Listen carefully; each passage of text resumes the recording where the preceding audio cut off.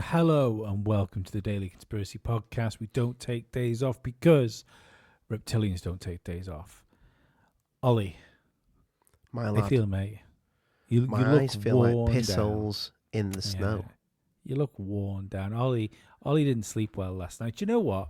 Although we're not going to talk about it on the podcast, why don't you tell everybody the story that freaked you out last night?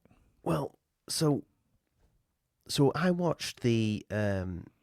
You told me to watch Stephen Bartlett, Diaries of Steve Bartlett's Diaries of a CEO, who interviewed the lady who she was kind of like a psychiatrist. Is that right? Of people that had issues with some of the issues were believing that they were seeing things like fucking ghosts or whatever.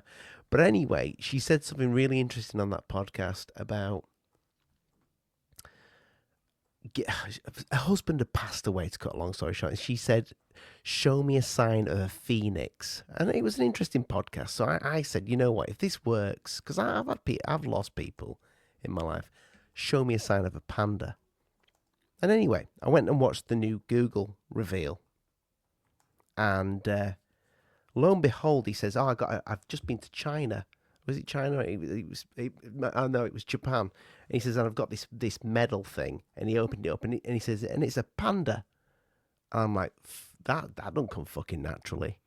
But then straight away, for some weird fucking reasonly, out Mm. of the blue, because you keep mentioning fucking Jeff Goldblum from Independence Day. Keep mentioning him seems strong. I mean, I would say you've brought him up a few times. Like, it's almost a crush at this point. But I thought I need to watch that clip just to see if it just shows the number 27. Hmm. You know, because everybody keeps popping that number up, and lo and behold, in that clip, it's pointless me playing the clip right now. Although I can if you want me to. I've got the clip. The number 27 is on the grandfather clock. The clock is nearly at 2, and then the big hand is almost at 7. And I thought, I'm reaching there a little bit. But then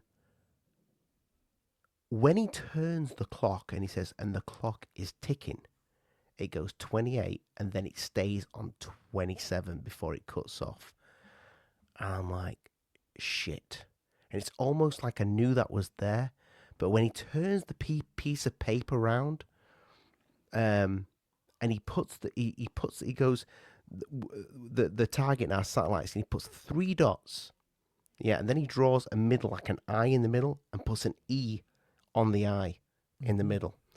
And then he draws a triangle around it. A little bit like Illuminati, but I'm thinking, fucking free eye atlas.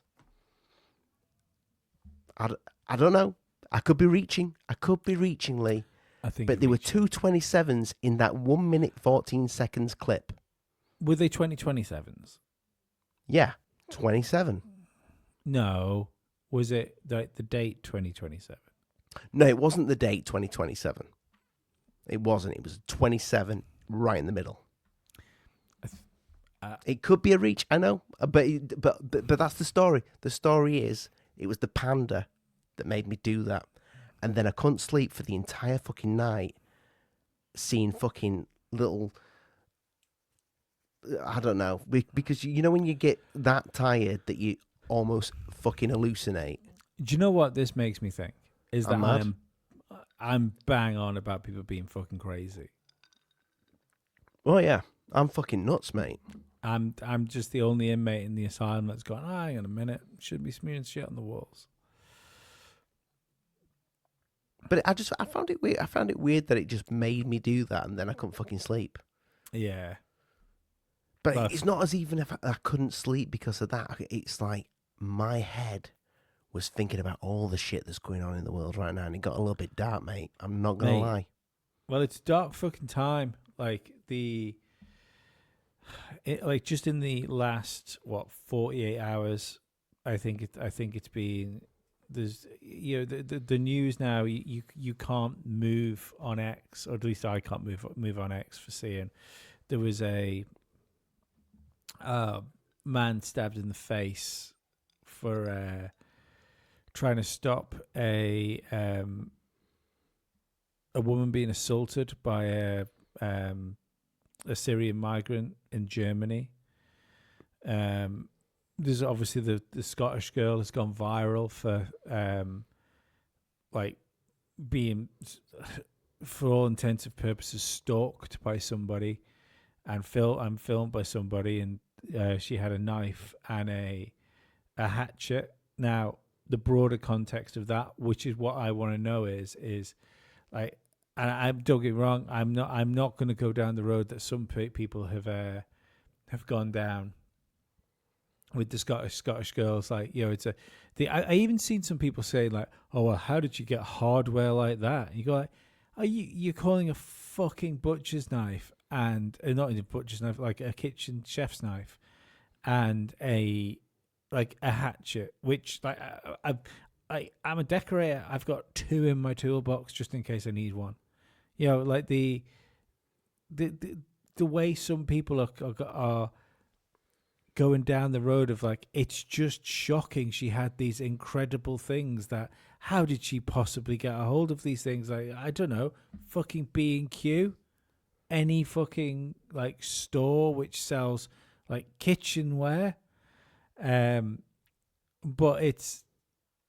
I want to know what's gone on and why she's felt the need to go out with those. Is that if that particular area of Scotland, is this known?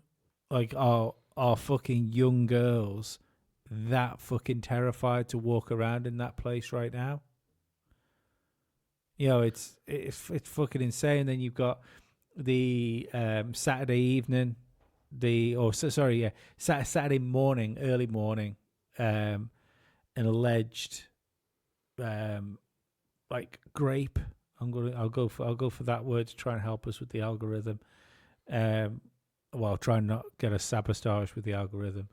Of a woman in her 20s, like in the open in Canary Wharf. That's fucking wild. And there's more things. It's too much to fucking handle. It's too much for the brain to fucking even. There was the a heart to fucking comprehend.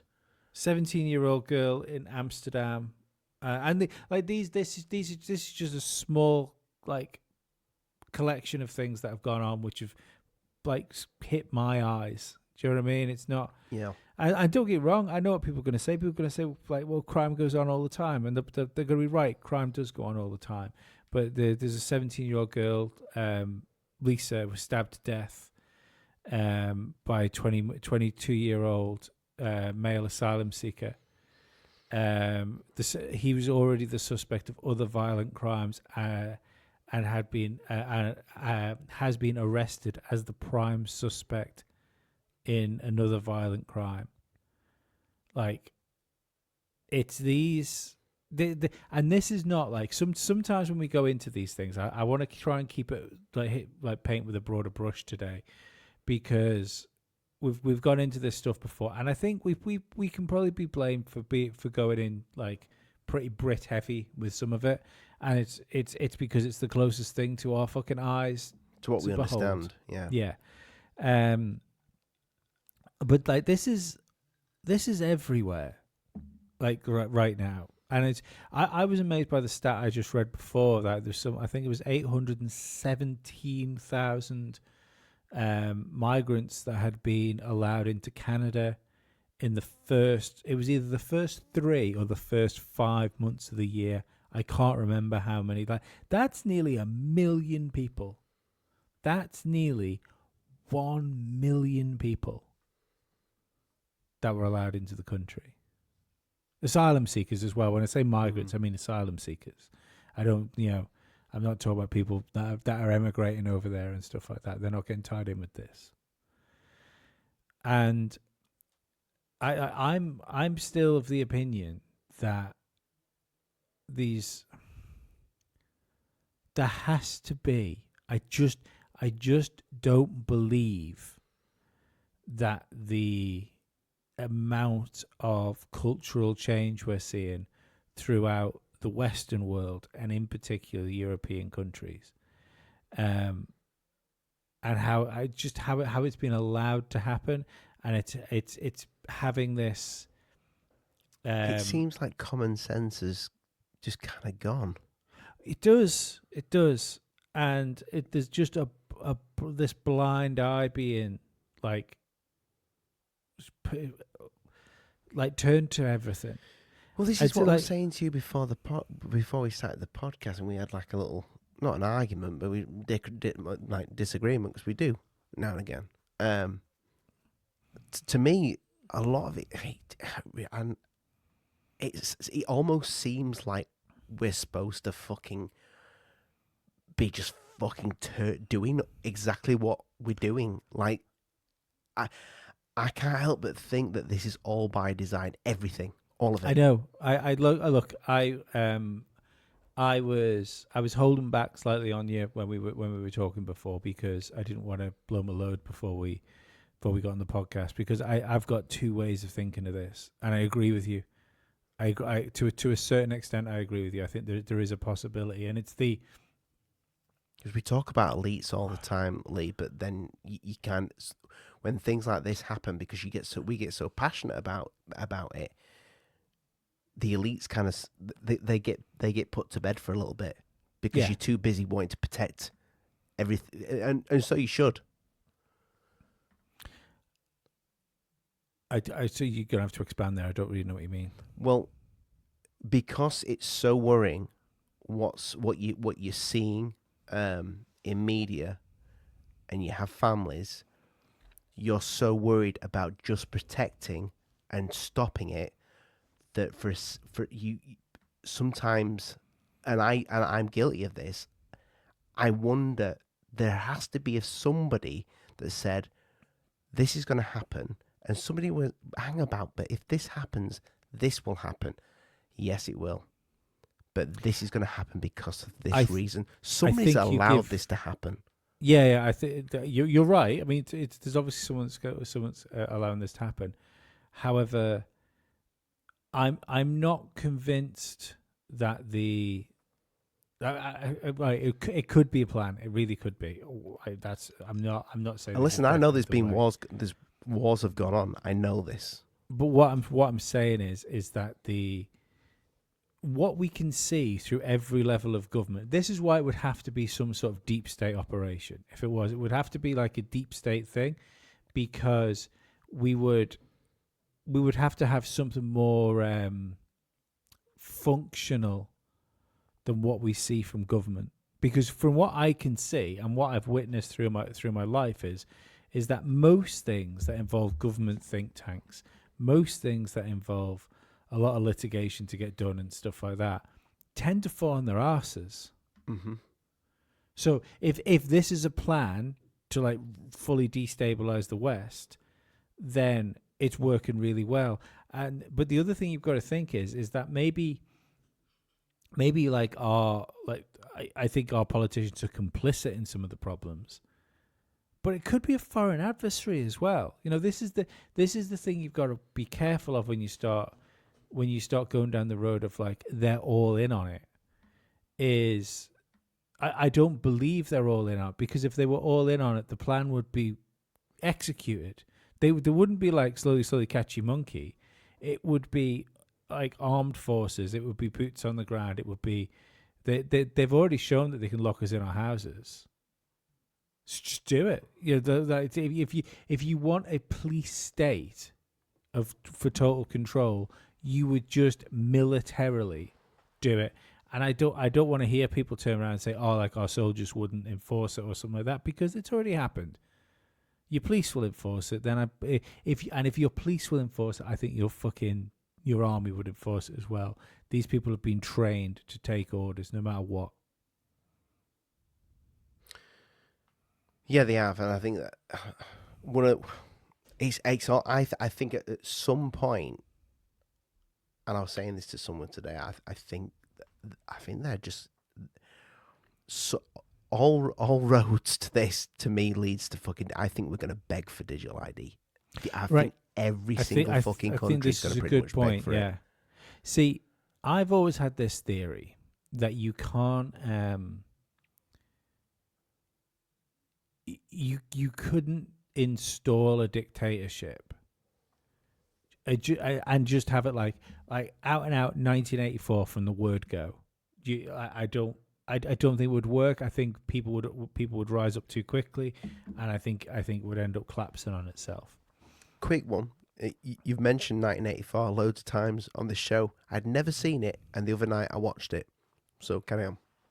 Oh, did you watch the old BBC film? I watched the film. Yeah, It's really good. Listen to the book as well. The book's it's amazing. fucking terrifying when you watch. Yeah, But I like listen to Brave New World too, because I think Brave New World is probably closer to what we're going to end up in. But like that level of control, I think you get a fight back. You get that V for Vendetta moment if you Yeah. try and crush people too much. If I was like head of the World Economic Forum and someone was like, Lee, how are we going to do this then? We want this one world government. We want people all sort of singing to the same hymn sheet. Like, how are we going to do it? I'd say, well, we can't install one world government for a start to begin with, anyway, because it's too big a thing. You can't overthrow. We have different languages. We have different cultures. It needs to be bespoke, like bespoke solutions for individual countries. And then I think, right, well, how are we going to do that? We can't do that when we're fighting it. So what I'd do is I would take a small section of that population. I'd amplify their message. I'd twist and turn it as well using social media. I'd amplify their message to the point that they felt that they had a larger majority and a larger stake in the social discord than they do. Mm-hmm. I would do this over multiple years. Obviously here I'm talking about like progressive left-wing politics, not like normal left-wing politics, just in particular the progressive left-wing politics. So then what you do is you would push people further right, which is what's happened. And I will always believe that authoritarian states will be better served in a nationalist style. So what you do is you would embed nationalism in people. You would attack their cultural identity. You would appear like you wanted to strip it away, even maybe even water their culture down with various different religions and stuff. But you would want to push people towards nationalism. Then you would elect like a charismatic leader that could go with that, and then you could get away with doing all sorts of atrocities to reclaim the country back. And then that's it. You've installed the party, and the beauty of doing it that way is that the population that you're left with would love the party because the party saved them. Yeah. And that I Which is pretty much 1984. yeah. Well, no, because realistically, But the beginning of it is they're fucking all woo. Well, the beginning of it is, but like the fact with 1984 is there's whispered dissent, isn't there? Mm. But that comes afterwards. Don't get me wrong, that does come afterwards. But at the beginning, like you would have something akin to the level of support and enthusiasm that, say, like early doors Adolf Hitler had in Nazi Germany. Yeah. And you know, but you could do that everywhere, and we're sorry, Ollie, just to put in, but we're seeing it everywhere. We're seeing it. We are seeing left wing politics, supposed left wing politics, crumbling all across the West. We see this rise in national populism. It doesn't matter whether it's the UK, Italy, France, Germany. It's not an accident. Surely No. that's not an accident. You like, I mean, I know the old saying is that you should grow up as a liberal to prove you've got a heart, die as a conservative to prove you've got a brain. But I just don't believe, from my medium scale time of being on this planet, I can't remember this wholesale fail of like one aisle of the political landscape. And it's been everywhere, you know. It's and America's kind of led the way in this. You know, you had the Trump tenure, and then Joe Biden got in. All the liberals like sung because it was great. Uncle Joe was in. Uncle Joe, Kamala Harris are going to fix them, and it was a fucking disaster.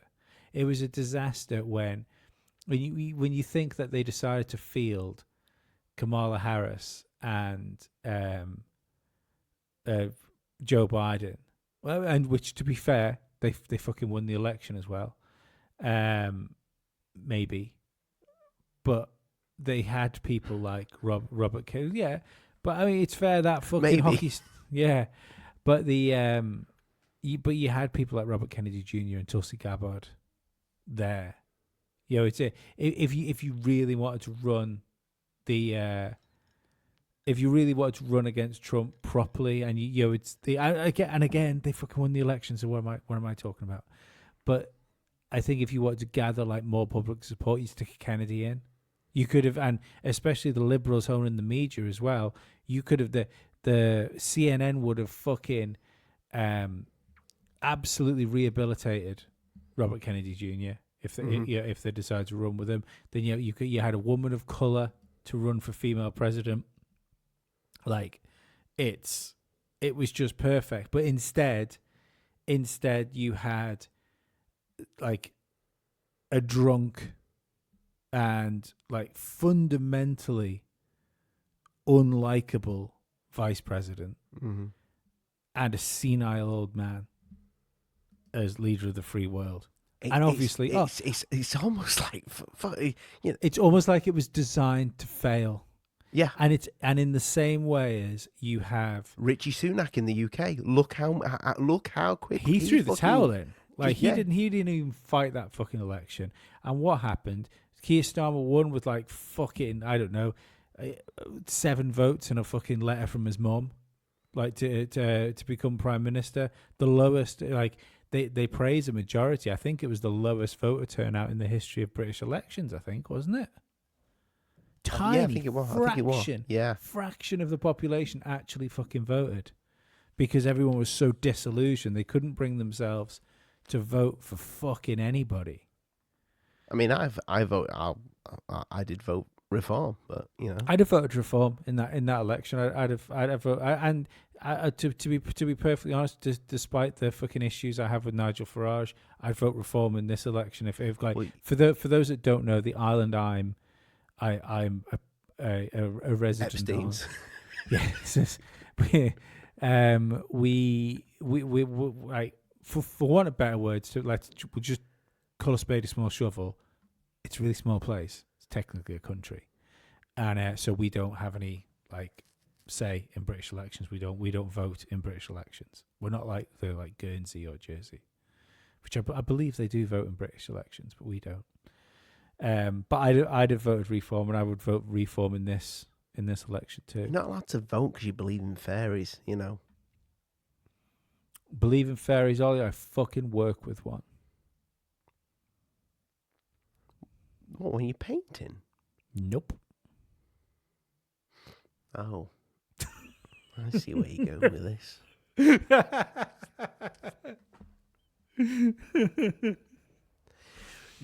I was having a pint on the weekend at my mate's 40th, and I said I got talking about fucking Keir Starmer, and all right, wow, to a random fucking stranger, and how much of a wanker that was he on top or were you on top? I'm always on top, mate. but I did say, that I think Ben Habib's the one to go for in the UK. And he says, well, do you not feel like this is all? It feels designed. It's going to split the vote, and then you fucked. He says you're probably better off voting reform. And it really got me thinking that, and I'm thinking, no, I'd still vote reform. I still stand by that that whole Jeremy Corbyn, Jezbollah, whatever it's going to be called, party is a far bigger danger to Labour than Rupert Lowe's is to reform. well, it's not Ben Habib's to reform. Sorry, yeah. Yeah, Tommy Robinson he wants Rupert Lowe to join that party, but yeah. What do you think's causing it, though? I mean, that's my main thing, and I go back to like the World Economic Forum. You will own nothing and be happy. I mean, in a way, I kind of hope it is. Mate, do you know something? Advance UK, for everything it seems to stand for, it looks fucking fantastic. I mean, Ben Habib seems like a fucking really fucking nice bloke that wants to get shit done. But the problem there is, like you've just, I don't want any risk of fucking Labour getting back in power. I just don't. That's fucking scary. It's scary as fuck to think about another fucking 4 years of Labour. I don't think we're gonna make it, at this rate. I expected him to be fucking out, mate, and he isn't. He's still there. My bet was, I believe my bet was a tough year for Labour. Like speaking, like thing, but sometime through the mid of next year, there will be real pressure on Starmer to call it like an early general election, and I think there'll be a general election in 2027. There's a number again, and I think he'll have to. I think because they're losing so much ground. I think it's just going to be, unless something fucking radical happens. I think it's going to be a case of the longer this goes on without an election, the more seats we lose in Parliament. So we just have. I could be completely wrong, obviously, and then they do it as like a damage control, knowing like a snap general election that they know they can't win, but they know if it goes on longer they'll lose worse. But I think this will trigger. This is the thing where I'm not convinced that this isn't part of the grander they plan. I think that's the type of thing. And maybe it'll be another election. Maybe it'll be another snap election in a European country that pushes another populist into power, which pushes the button quicker for the UK. Oh, mate, when I started doing Alien Addict, I never thought for 1 second I'd be sat here with you talking about fucking politics on a conspiracy show. But it's fucking conspiracy. Because it is. More than anything. Well, you like what can be, I mean, I think there's a small chance, that this stuff's connected with some of the stuff we talk about as well. We talk about this AI Atlas coming in. We constantly talk about the 2027 being the year that something's going to be brought to us. Unless that's just a distraction, and I think there's a real possibility that all this stuff hitting mainstream media is just a distraction operation to stop people actually looking into things and talking things about properly, and a sleight of hand thing. It's that, oh look, the West is falling apart. It's like, yeah, but look at the aliens. But on the other hand, if you wanted to do the whole one world government through Project Bluebeam type of thing, then the best position, like the best position you could have the world, is on the fucking edge anyway. On the Have knees, ever, mate. I don't think knees is the right word though. I think it feels like a tinderbox right now. If anything, it feels like the complete opposite of on the knees. It feels like it's everyone's gonna be on their feet brandishing fucking weapons before you know it. No, mate, it's fucking terrifying. The world right now. But you get me, like as far as that, if you were gonna like impose something, you get people wound up, and then the next thing is everyone thinks like immigration is the big problem.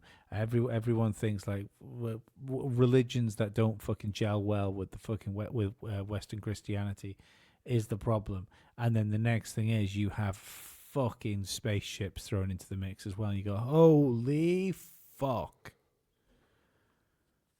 Where are we gonna house them? Like the Keir Starmer's immediate address is to offer asylum. Yeah, it. I don't see like A way out. yeah, like where's the like where is the road to normalcy? That's what I mean. It doesn't feel like the pan's ever gonna stop boiling right now, does it? It's No. not gonna simmer. And it makes sense, you know. That I was listening to another podcast today where someone on the podcast turned around and said, "What you've got to remember is the periods of peace are fleeting, and we're essentially a war-going species." And it was a really good quote. I'd never heard the quote before from Thomas Jefferson.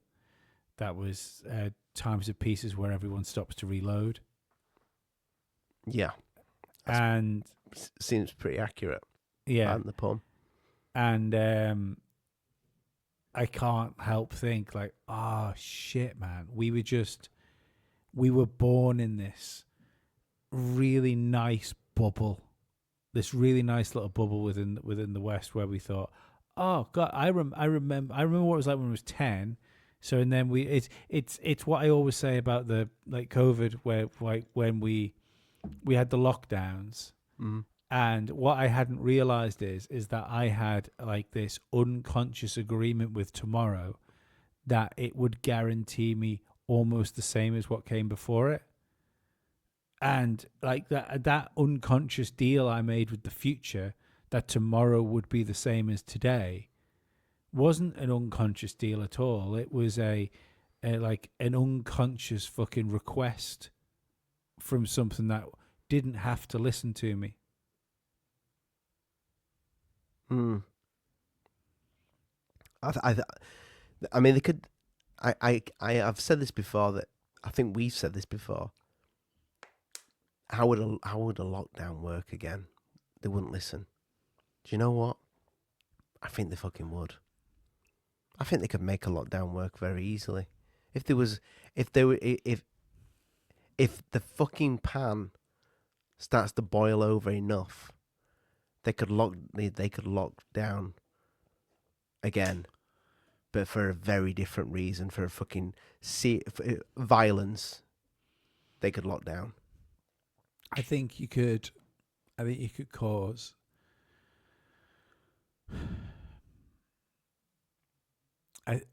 if you cause enough problems.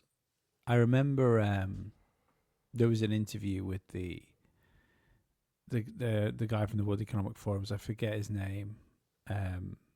He's like the little thin, balding looking guy.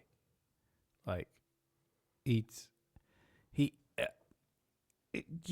wouldn't look out of place, like stood in a fucking SS uniform. Weird little fucker.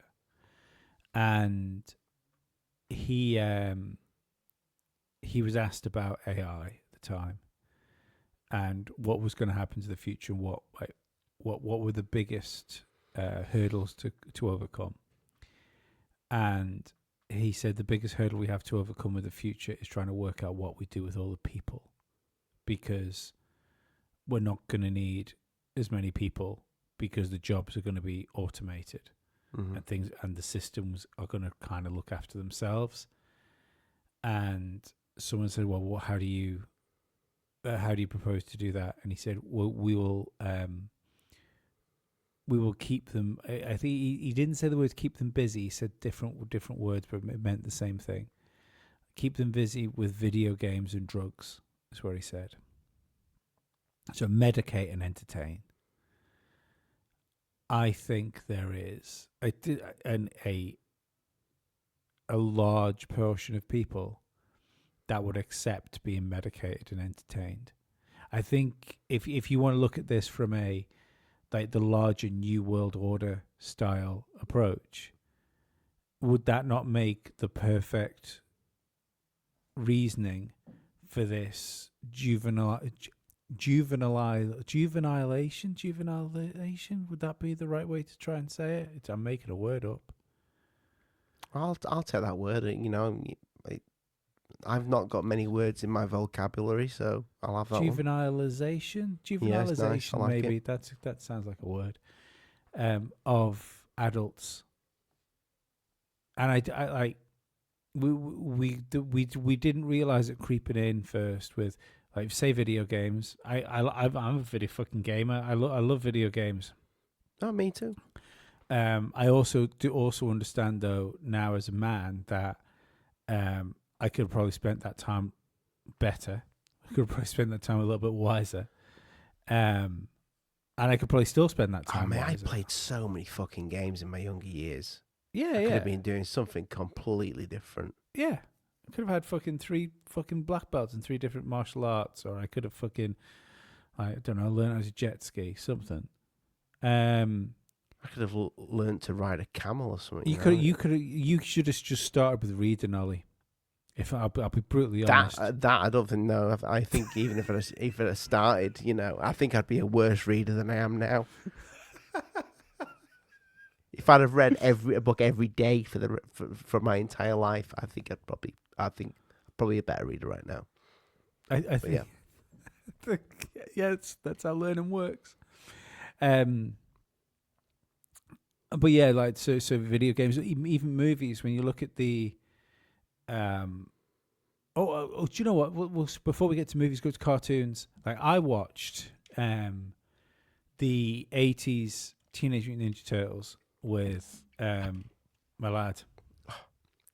I bought that for Christmas for my boys. Right.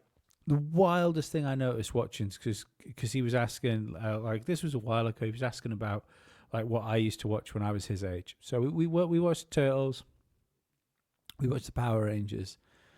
There's a couple of other things, but in particular, we watched the Amazing Spider-Man as well.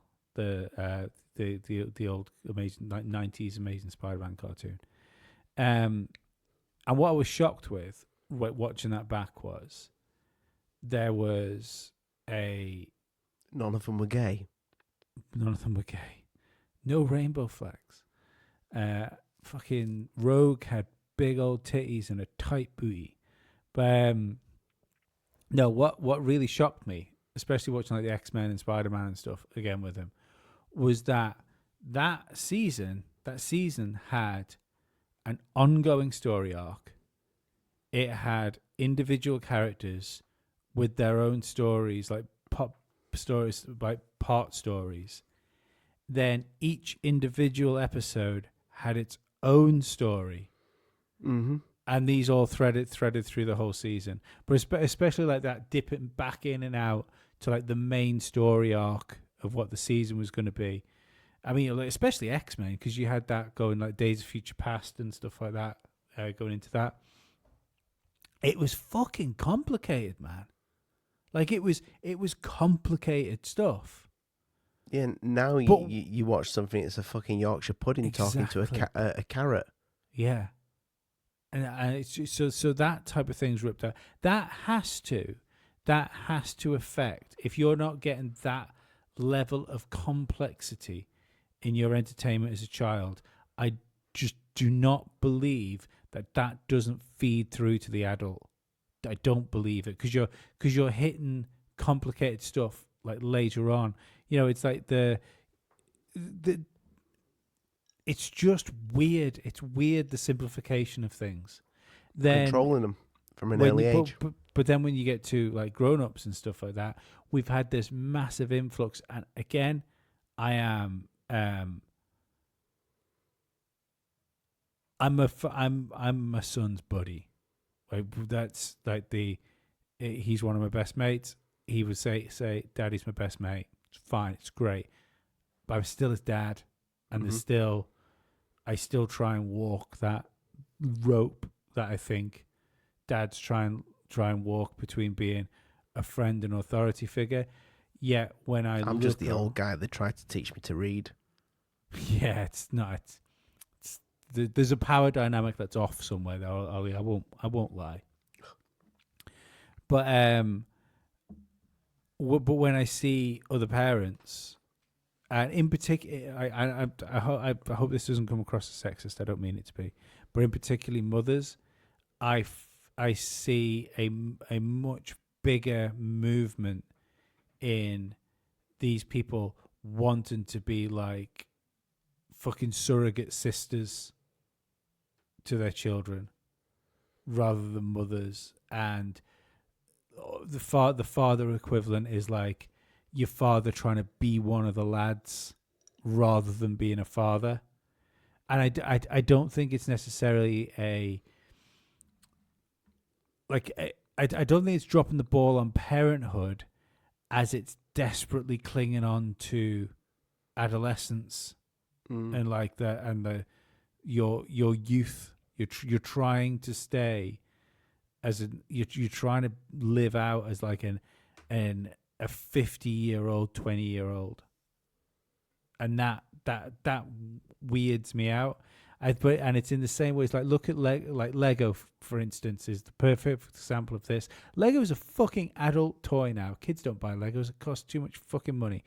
The like Marvel films, like, oh, it's family entertainment. No, it's fucking kids films that adults are obsessed with. Star Wars, kids films that adults are obsessed with, and it never left them. But what I'm trying to say is, what if you wanted to take, if you wanted to take people and say, you know, you could just like take the Soma and pop the VR headset on, just stay inside. Stay inside. Like, you're doing it for the good of carbon. You're doing it for the good of, you know, it's dangerous out there as well. You don't want to go outside where it's dangerous. What a good way to prime a population. You'll keep fit. Yeah. Why would you want to go work? Why would you want to go outside when you can play Fortnite with your kids? I've always said Fortnite will end up being the metaverse. Yeah, well, yes, you have. Well, maybe that is it. What's that fucking film? Is it Ready Player One? Ready Player One.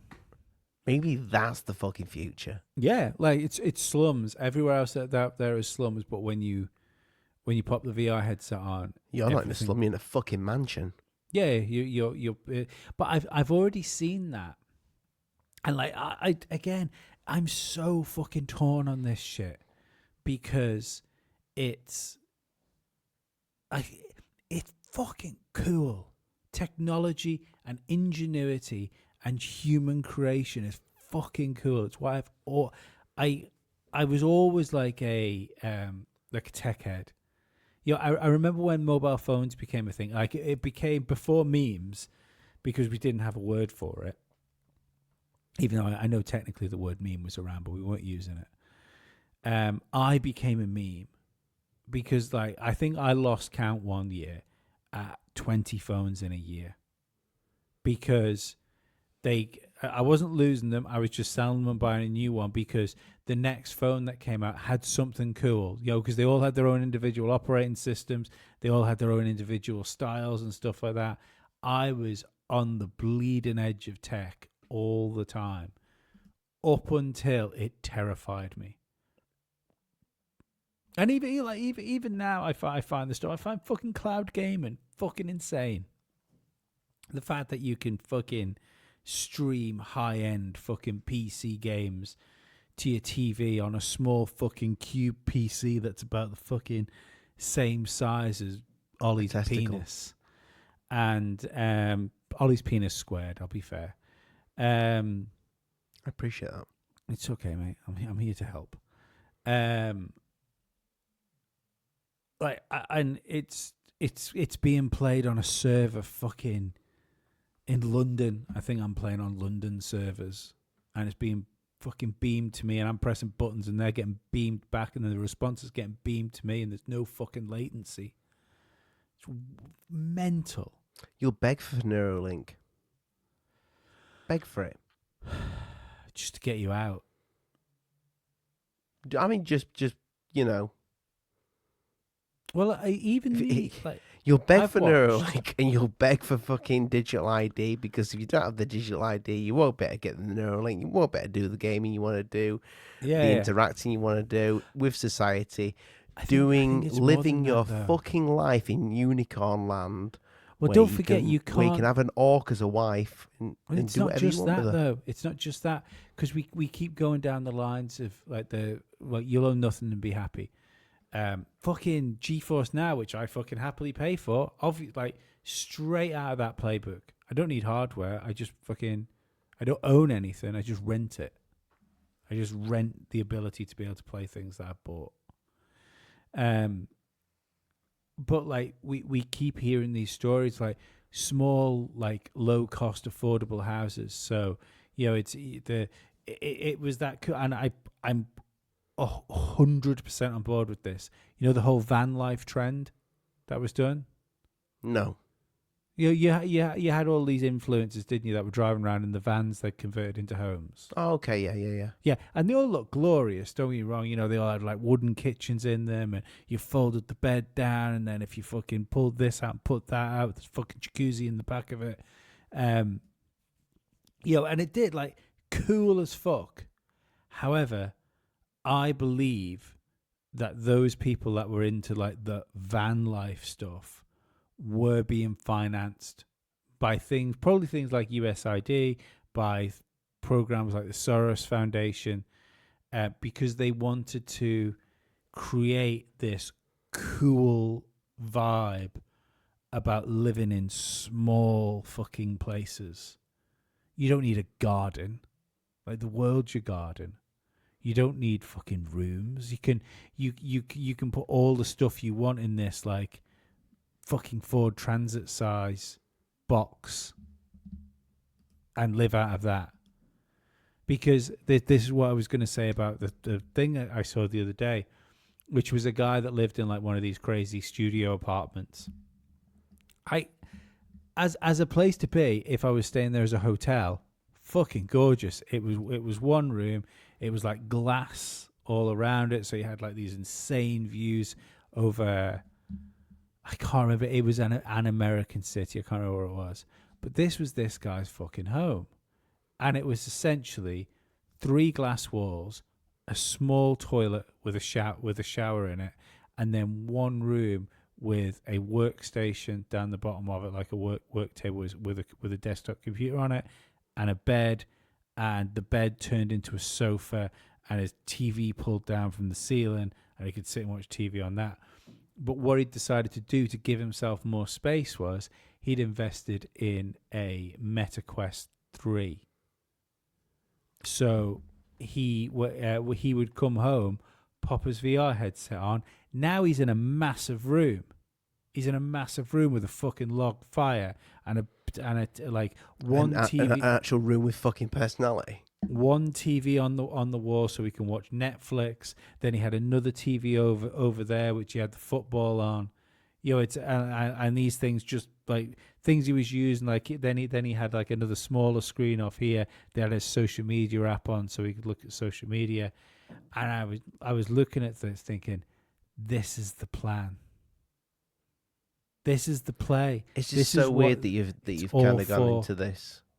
Because I know we were gonna. I thought we were gonna save it for a different show, but I definitely want to play this tiny clip because it Go for it. fits dead in with what you're talking about right now. So the UK supermarket Aldi, and I fucking heard this first on an Australian fucking news network, Sky News, is on about feeding us insects, and this kind of goes in with your little plan, Lee.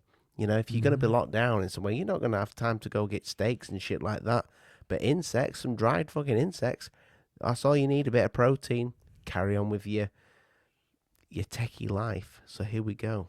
Just very quickly before we go, got about 30 seconds. Aldi, the supermarket chain, is considering selling edible insects to help families afford protein. This stuff drives me nuts, Esther. It's absolutely disgusting. I'm sure Bill Gates is over the moon because that's been the plan all along, to get us to stop eating normal food and to eat bugs while the elite at the top eat their Wagyu beef and lobster and watch all the peasants at the bottom eat insects and rats because it will save the planet, apparently. Exactly. Well, it won't be on my menu. I hope it's not on yours, Esther. Good reason to avoid Aldi and go and find a decent steak. Look for an Aussie steak, Esther. If you're going out for a steak, make sure it's Australian or New Zealand. They're the very, very best. You are right. Just very quickly before we go, got about 30 seconds. You are right. Fucking Sky Australia is totally different to fucking Sky in the UK. Yeah, Sky in the UK is a left wing. Well, is Sky News even a thing, or does it go under in the UK? I don't know. I don't watch the fucking news in the UK. I don't see. That's the thing. I know. I watch. I do a little bit, but well, I think the thing is, I get most for good or bad, I get most of my news from social media. So what I find is that I watch little bits of the BBC, I watch little bits of Sky, I watch little bits of GB News. Yeah, it's usually like an independent, like not even independent podcast, just commenting on the news. Yeah. But even like just like watching clips of things, I'm like I say, I'm not sure whether that's particularly good thing or not, but it's just where it is. Mate, we've seen this fucking insect thing coming into play for quite some time though, and like the world you're talking about there, that type of food would fucking work very easily. It's cheap. They're easy to fucking breed. I think it's demoralization. You put people in a position where they have to do that. You've financially ruined them to the point like, okay, you can spend like $7.99 or whatever it is, which is enough mince to make you and your girlfriend or child like a spaghetti bolognese. Or instead of buying like the cow meat, it costs fucking £2.60 for like 7 kilograms of like protein mince, which is, it's like a Quorn looking fucking meat substitute, or a like you say, just a smashed up fucking bug paste. I think that's coming. Like there's the saying, isn't there? Like, you are what you eat. I think it's something that like I've not only noticed now. I think you notice it more as you get older because, or maybe it's just me. I definitely struggle eating some foods now that I could have just ate when I was younger. Bread being one of them. Like I feel fucking if I eat too much bread now, I feel fucking hideous. I can go like weeks without eating bread now. And then when I do have like a sandwich or something like for like the next day, I'm like, oh fucking hell, I don't know if it's something different that's going in the bread now, or whether it's just I've always felt like that. And then because I tried to stay away from I wouldn't say I tried to stay away from gluten, but just the worst parts of it, because bread's not good for you. Maybe it affects me worse now. Mate, do you know what? They'll start with the fucking insects because it's fucking cheap and cheerful. And then, eventually, I don't know if I ever showed you the video about the fucking the human fucking human compost facilities where it's like natural human burial where they grow fucking vegetables basically for Mate. fucking human bodies. I see a fucking time when we're fucking eating humans. No, that's already here.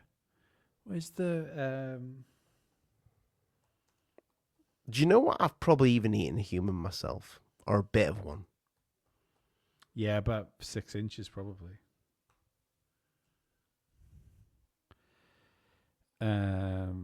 Article from the BBC, is this the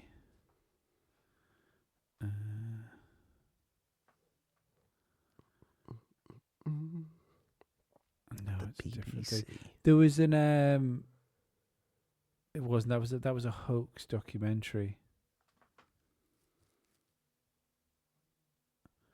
There was talks about a lab grown thing which could use like human fucking human cells to kickstart the fucking growth of meat. Yeah, I saw this whole fucking fake meat. I think some people have actually like tested it, haven't they? Fried it and that, and it's like, oh, it just tastes like fucking steak. It's not a steak. It's weird. It makes me wonder. I mean, the idea would be how ethical would it be to grow like meat bags? Do you know what I mean? If you could grow a cow without the brain, do you know what I mean? Like a headless cow, no legs, just go torso with him. Like a thalidomide cow. Well, yeah, but like saying, but unconscious essentially, you know, with no brain, it's not conscious. Right. So I can see that being something that ends up getting toyed with. I'm sure I've already read something about that, to be perfectly honest. People probably end up growing these in the fucking own home. You know, you need a transplant. Well, you can grow your own. No, I don't mean try. I just mean for food. You know, like just these. You can eat whatever you don't fucking use. Grab, yeah, like grow the business end of the fucking animal. But again, the thing is, I don't think that's the play. I think the play is demoralization. So eat the bugs. We swat flies. Do you know what I mean? Like we throw spiders out windows. We don't like cockroaches. There's something fundamental to human beings that knows that if you are in an area with a lot of bugs, that it's probably not clean. You know, you should watch it. We don't like eating things where when like bugs crawl across them because you don't know what they've walked in and stuff like that. And we I mean, know China eat quite a few bugs. They in break Thailand. break down the food by throwing up on it. What, We in know China? it's no fucking some bugs do, don't they? Oh yeah, flies do that. Yeah, but the that's got to be in the back of the mind. You know, while someone's chopping down on like mealworms. Well, yeah, mate, we eat fucking prawns. They're fucking insects. Yeah, Technically. it's fair. I look, that's a perfectly good argument as well. A perfectly good argument to say, yeah, we already eat crustaceans. Mm-hmm. We already eat fungus. You know, like we eat mushrooms. I love mushrooms. It's the age old conversation, isn't it? Is how come dog eats friends and cows food? Whereas you go to Korea, doggies are certainly friend and certainly food. Yeah, but the thing is, I know what you're saying about demoralization, but it's that whole thought of these fucking 15 the 15-minute cities or whatever. Yeah. That works with food like that. That works perfectly with food like that. So if that's the plan, and they're introducing this just as, you know, this is it. You're living in hard times now. The government's fucked you in the rectal hole more than enough times that you are bleeding from it. You're that fucking skint. So, eat a few bugs, you get some savings again. But that seems perfectly in the plan for these 15-minute cities. These places that they're gonna fucking, eventually shift you into. But you know what? You'll be happy though, because you'll have the entertainment. Well, this is it. I think all the stuff we're being shown, like the low emission zones, the 15-minute cities, the like incredibly small, affordable housing, that type of thing. I think the problem we've got is we see this stuff and we go, oh, they're going to try and do that to us next. I don't think they're going to try and do it to us. I think they're going to do it to our kids. Yeah. I think this is these plans have been. I would argue that at the earliest, like that we can look at in our time, is probably the 9/11, which obviously we're running up to the anniversary of that. We should probably do a show. We should do a show. That did feel like a turning point. Oh yeah, in society. But then again, I'm sure people that are like a generation or two older than me would go, no, it's Kennedy. Kennedy was the first move. So, but either way, what I'm trying to say is that I think the plans we are deep into plans that were put in place by people that have long passed. Yep. And arrogance of immediacy, like we as humans always have a tendency to pour ourselves as like the main characters in stories. And I'm not sure we are the main characters in stories. I think we might be getting close to whatever the end game is, but it doesn't necessarily mean that we're the only targets. What if your like idea of? I mean, yeah, I know what you're saying. If you might enjoy it. They could set up fucking heaven for you. But can you imagine if they did it to an extent that it would just keep evolving, and then naturally, over almost evolution of the human race, you being a human being in this lifestyle of being in these rooms, eventually that would be just you, and you would forget about what was outside, and you'd start to think that was the real world. Yeah, well, and for you it would be. That's the thing. I actually mean you would forget.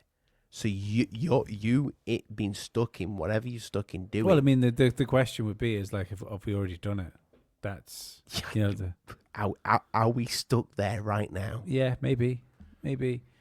I would. The problem I have, and that's always been my conundrum, is like, what if it's really good? Like, what if actually being in like the metaverse, whatever we call it, is actually awesome? And he's fucking broken. What if the bugs don't taste too bad, and what if they actually keep you really healthy? And we get cyber implants and stuff like that, and they keep people ticking along for a little bit longer, and we can Cyberlink gets, it's not Neuralink gets so good that it can tap into those memories that we have that we struggle to get back to, so we can go and relive childhood memories and all that sort of stuff. And that sounds awesome. The problem I have with it is that all of the knowledge that I've gained from the physical world around us right now is that there seems to be a vested interest in the hands that control people in causing us misery. Mm-hmm. This all stops, yeah? If they wanted to, That's the fact is, you have let's go in a modern context. You have peace talks, yeah. You have Zelensky sat down with Trump and Vladimir Putin, with Trump mediating the whatever this peace deal is. So how do we get to a position where two people that can be in the same room as each other can both be responsible for hundreds of thousands of people dying, but they can sit down and have a conversation? And then you know what happens is the peace deal comes up. They work something out. Putin takes parts of Ukraine. Ukraine kind of don't de-weaponize, but they agree not to join like NATO and the European Union, and they stay as this buffer state. And then you fast forward 10 years, and then, I mean, Vladimir Putin might not be around in 10 years, so it's a bit of a bad example. But then you completely forget about all of the things that are past, all the people that died, and the next thing is the people are buddy. We see it all the time. All the time, countries that are being war torn with each other, or we've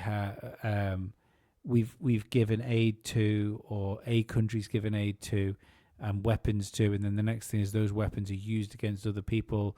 But there's still these people that are making the decisions.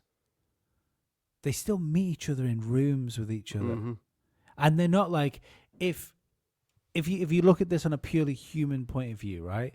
Let's say your mate gets filled in, and the next thing is, so you're in a good pub. way or No, bad way, right?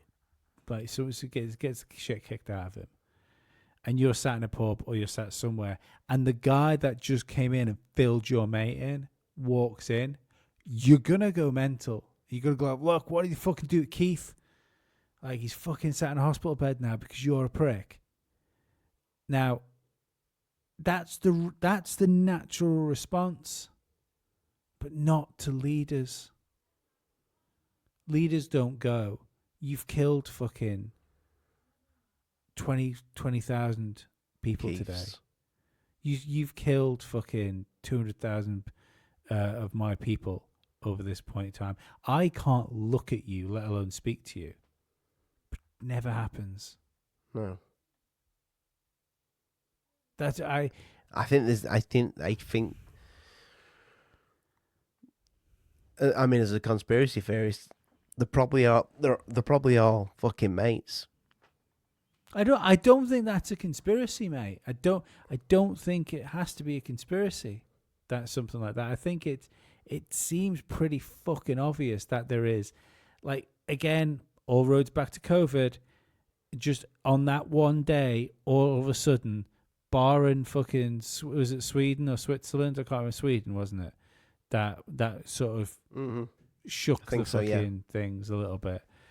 The level of like national cooperation in that situation, and let's be perfectly honest here as well, because we thought it was fucking dangerous. I still don't believe governments thought it was dangerous, because they didn't give a shit from the fucking start. We saw the videos of them not wearing masks when they were around each other. We know, like, in the UK, both like major political parties were having get-togethers and fucking drinks after work and stuff like that. Like, the Tories got dragged across the coals for parties. Somehow, Labour managed to get away with saying, "Oh, we were working late." Like, were you working late, or were you doing a load of fucking blow and drinking with your mates? You know, they weren't taking it seriously because they fucking knew it was bullshit. So why the international cooperation if it was bullshit? Well, everyone got on board. You've seen that fucking clip where it's before they do a fucking news presentation, and they didn't realise everybody were filming. They're like, everybody getting masks on now, and they're all fucking yeah. They're all in on it. Yeah. All fucking in on it. every single one of these motherfuckers. And so they knew it was bullshit. But it's not just But the fact why is that there no whistleblowers? But this is the thing. It's well, I think there's plenty of whistleblowers now, isn't there? Just not the people you want it to be. There's enough people come out to go like this was fucking thing, and there was whistleblowers at the time. It was just difficult to break through the noise of the fucking media machine that was brainwashing everybody. But the fact is, it's not just if it was just fucking Downing Street and it was just Parliament that like knew about this, and they were like, "Oh yeah, but we got to we got to do well out of like PPE and stuff here, so we got to keep quiet." I could have took it, but that cooperation between British politicians extended to America. It extended to fucking Trump's America. It extended to fucking New Zealand, to Australia, to Germany, to France, to fucking China. That level of cooperation on keeping the fucking secret going, that this is something that is fucking, if not completely fabricated, then at least something that 90% of the population, 99% of the population doesn't have to worry about. Mm. There is a level of cooperation between supposedly adversarial nations that we aren't privy to understanding. I think understanding that you know what's going on. I think absolutely. I think if that was the case, I think if you could pull the curtain back from what happens in those meetings, be it on an island, which I'm not convinced that's necessarily how far it goes, but be it some sort of fucking cult. I don't know.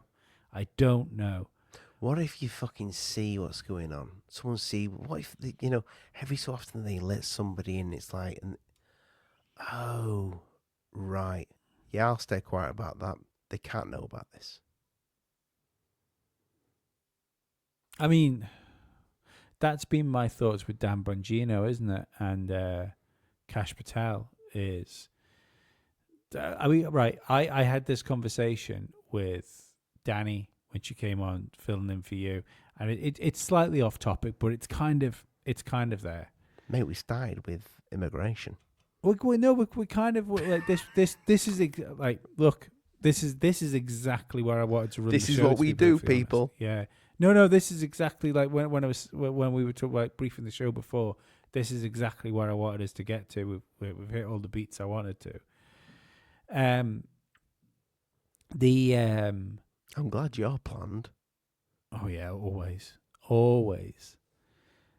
So we were talking about Dan Bongino and Kash Patel and how they came in. We're going to do this. We're going to do the Epstein files like that day, all that sort of stuff.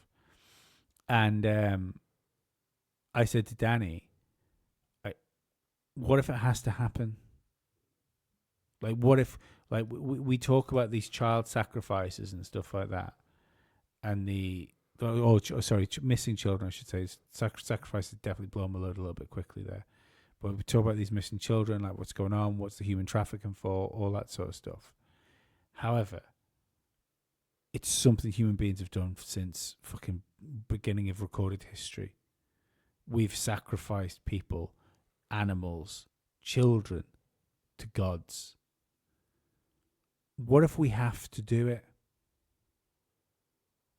What if that's the level of international cooperation that we have? That there is something like, and now and again you get the door opens for somebody and someone goes like, holy fuck, we can't do anything about this. Because if we don't sacrifice this many people to said fucking deity, the next flood happens. Well, we're talking about what they're setting up in the fucking UK and over other countries. The fucking for the bodies. Right. I have been thinking about that again today, and there is definitely I think there is a higher chance that is politicians lining the pockets of their friends, like PPE. Mm. This is the contract. Like, I want you to build mortuaries. We don't need more mortuaries. Doesn't matter. Just build them. Build them. I'll give you the brown paper bag to pay for the building. You give me 20% of that brown paper bag back. I don't care how much you spend.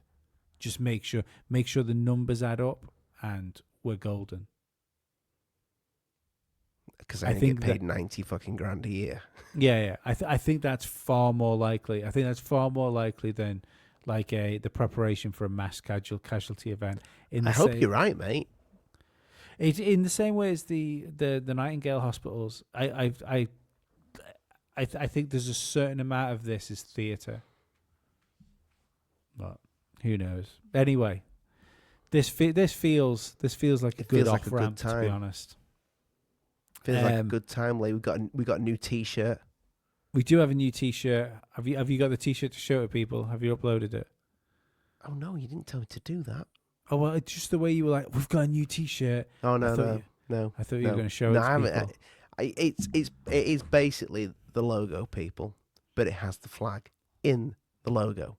Yeah, we don't take days off because Patriots don't take days off. So join us in Raising the Colours and go and buy our Raise the Colours T-shirt. That'd be fucking great. You'd be helping the podcast out in a tiny little way, and you would be showing your support for the country that you live in or the country that you're a brother or sister or cousin to.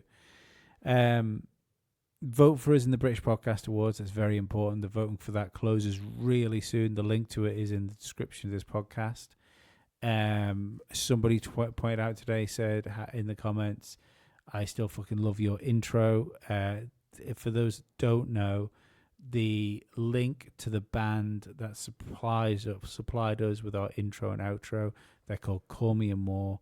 They're fucking awesome. They're friends of mine, and you can find their links in the description as well. We've got their Spotify and we've got their YouTube in the comments.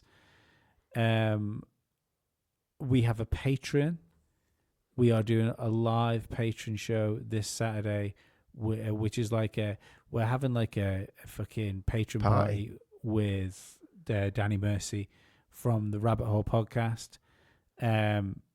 Jump into that. If you're one of her patrons, you can come and join along. If you're one of our patrons, you can. If you sign up to our Patreon, you can come and join it. So yeah, we hope to see more and more of yous over there on the Patreon because the live streams are really good fun. You also get there's early access to certain shows and stuff like that. Like there's early access to the bite size, and who knows if that ends up becoming a weekly thing rather than like a 2 weeks at the end of the month thing. You might get early access to even more shows, to be perfectly honest. So the reason the Patreon was set at $5.99 was we didn't want to have to do tiers, and we wanted to be comfortable putting it something that we can just throw stuff in, like we can add stuff to it now. So please go and do that. It helps the podcast an incredible amount. Sign up to the Patreon, like you've no idea. Like I know people get upset about ads. You get rid of the ads if you sign up to the Patreon, and the money we get from ad revenue is not huge by any stretch of imagination. So like for instance, if everybody that was just listening to this podcast signed up to the Patreon, like quite easily, me and Ollie are doing this full time. Oh yeah, so easy. If everybody listens to this podcast, if half of you, to be honest, I think that would probably be the off ramp. If half of you guys suddenly just decided, actually today I'm going to join the Daily Conspiracy Podcast Patreon, that would be life changing for me and Ollie. $5.99. So yeah, it's not a whole host of money, but I do understand that for some people can't do it, and for you guys, just keep sharing the show, keep commenting on the Spotify like that. Yeah, share us with friends. That if you're helping us grow, you have no idea what that does. Yeah, if you've got somebody who's going to be into this, send them it. And if you've not given us a 5-star review on whatever platform you're listening on right now, what the fuck are you doing? That's it. Free ways to help us. Doesn't cost you anything. just costs you a little bit of time, and it helps the fucking algorithm pushes out to the masses. Ollie, Yes, darling. say something so I can press the end button. Well, you normally say, take us out. Right But now. I kind of just do. Oh, fucking if you want me to, like Ollie, No, take us out. yeah, well, right now, Lee, I couldn't even take a slut out. I'm knackered. There you go. That's all you're getting. And she ain't getting anything. No, she is. She'll get a little bit of something. I'm not that tired. Maybe You just a tip. disgust me. You're welcome. There's children listening. There's definitely not. Oh, they might be asleep.